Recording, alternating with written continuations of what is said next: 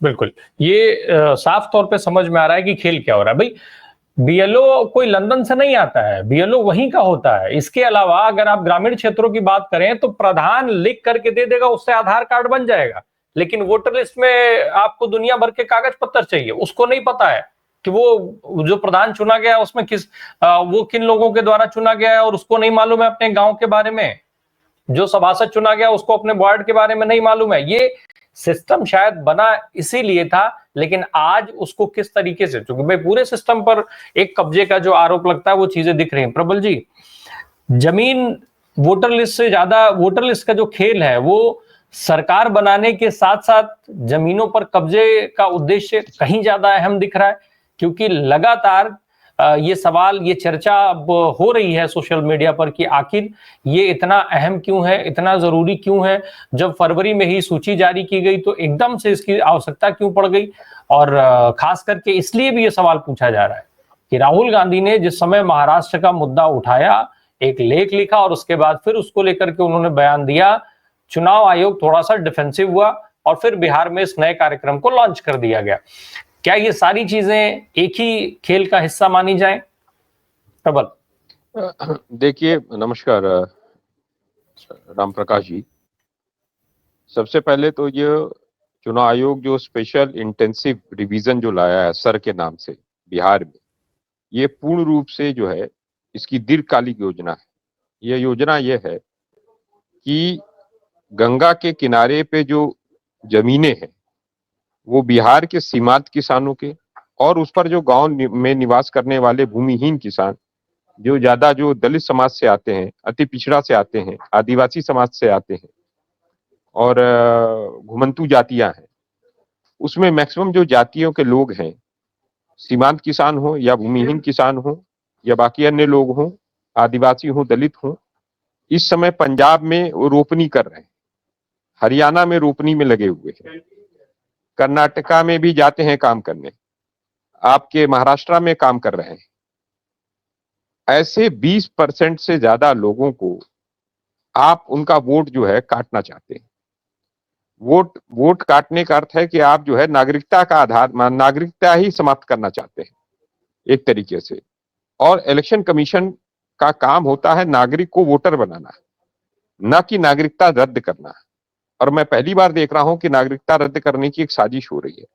और ये साजिश वैसे ही है जैसे 3 काले कानून लाके किसानों की जमीन छीनने की कोशिश थी, वैसे ही यह गंगा के किनारे की जो जमीनें हैं, उपजाऊ जमीनें, उसको छीनने की कोशिश है। अब इसके पीछे एक क्रोनोलॉजी में समझाता हूं। 2021-22 का जो बजट आया था, उस बजट में प्राकृतिक खेती कॉरिडोर की बात उल्लेखित की गई थी निर्मला सीतारमण वित्त मंत्री के द्वारा, और वह उत्तराखंड से लेकर उत्तराखंड, उत्तर प्रदेश, बिहार और बंगाल, ये 4 राज्यों में होना था। और इन 4 राज्यों में जो होना है उसमें क्या है कि ये पैचेज में ये जमीनें जाएंगी। 5 किलोमीटर की चौड़ाई और 10 किलोमीटर की लंबाई में गंगा नदी के किनारे की इर्द गिर्द की जितनी भी उपजाऊ जमीन है, उसको जो है कॉरिडोर के नाम पर ये छीनने की कोशिश होगी। और ये आपको मालूम है, इसमें सबसे बड़ा हिंड्रेंस जो है, इसमें जो रहेंगे, जो बाधा करेंगे, जो इसका विरोध करेंगे, वो किसान करेंगे। तो किसानों की जमीनी छीनने से पहले किसानों की नागरिकता ही रद्द कर दो। और अगर किसानों की नागरिकता ही रद्द कर दोगे तो किसान किस मुंह से जाएगा जमीन पर अपनी अपनी बताएगा कि ये जमीन हमारी है, ये इलाका हमारा है। न दलित समाज का जाएगा जब आदमी बता पाएगा कि पट्टे पे हमारी जमीन थी। तो ये एक साजिश है अडानी और अंबानी को और कुछ कॉर्पोरेट्स घराने, जो विदेशी कॉर्पोरेट्स घराने, जिससे नरेंद्र मोदी ने मोटा कॉर्पोरेट लोन पैसा चंदा लिया है। और यही लोग हैं जिन्होंने मोदी को प्रधानमंत्री बनाया है। मोदी इन्हीं का एजेंट है और यह जमीन छीनने की सबसे बड़ी साजिश हो रही है। और इस साजिश के खिलाफ हम लोग हैं। इसीलिए 9 तारीख को कांग्रेस पार्टी, आरजेडी और अन्य विपक्षी दल बिहार बंद और चक्का जाम का वहां पर आह्वान किया है। कल राहुल गांधी जी भी सम्मिलित होने जा रहे हैं। और जिस तरीके स्थितियां आज समय बिहार में है वो बहुत ही बुरी है। और बिहार एक नई दिशा देगा देश को। और घेराव होगा इलेक्शन कमीशन का। अब इलेक्शन कमीशन की दादागिरी नहीं चलेगी। इलेक्शन कमीशन कौन है बताने वाला, कौन नागरिक और कौन नहीं नागरिक है। नागरिकता का आधार अब इलेक्शन कमीशन तय करेगा। अभी तक एनआरसी सीए ला रहे थे, उस पर विरोध हुआ, तो एनआरसी सीए को पीछे करके अब इलेक्शन कमीशन को ला दिया नरेंद्र मोदी ने। आप और नरेंद्र प्रबल आप नागरिकता तय करने की बात कर रहे हैं, वो तो आपकी जाति तय करने की तैयारी में है। चुनाव आयोग तो आपकी जाति तय करेगा कि आप किस जाति के हैं, किस जाति के नहीं है। जाति प्रमाण पत्र मांगा जा रहा है वोटर लिस्ट के लिए। भाई मैं वही कह रहा हूं कि वो वोटर लिस्ट का रिवीजन करके यह लोग 20% से 25% लोगों को वोटर लिस्ट से बाहर कर देंगे। अब वो उसके बाद खोजता रहेगा, दर दर भटकेगा, कभी इधर जाएगा कभी उधर जाएगा अपने कागज लेकर। तो आधार कार्ड क्यों बनवाया तुमने?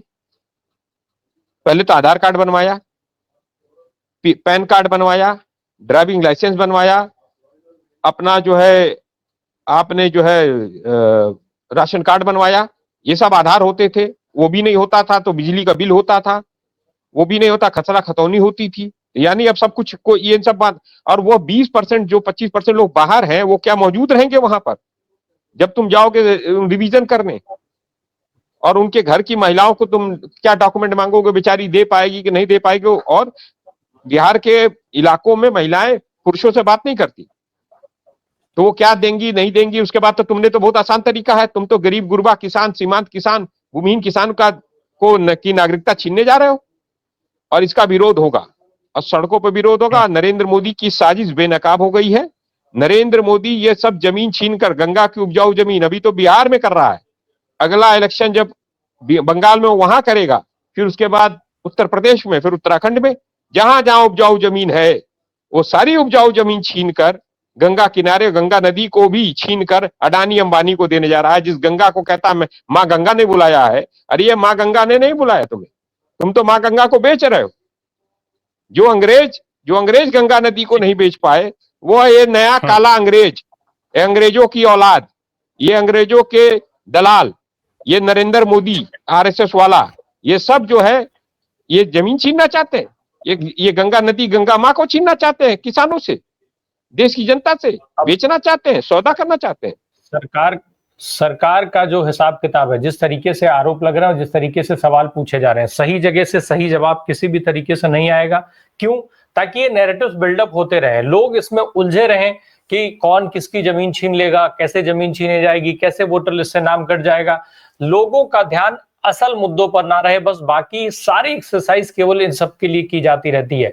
एक एक्सरसाइज, एक काम करना होगा, पहले लोगों का ध्यान दूसरे तरफ ले जाया जाएगा, फिर उस काम को किया जाएगा। फिर उसके बाद दूसरा काम करना होगा तो वापस से एक और नया नैरेटिव बिल्डअप किया जाएगा, लोगों का ध्यान, लोगों की चर्चाएं उस पर ले जाया जाएगा और तब कुछ और काम किया जाएगा। ये एक अजीब सा पैटर्न बनता दिख रहा है जो पिछले 11 साल में लगातार दिख रहा है। और अब यही काम स्टेट की गवर्नमेंट्स भी कर रही हैं। तमाम भाजपा शासित राज्यों का आप जब वर्किंग स्टाइल देख लीजिए तो सेम इसी को वो सब फॉलो करते हुए दिख रहे हैं।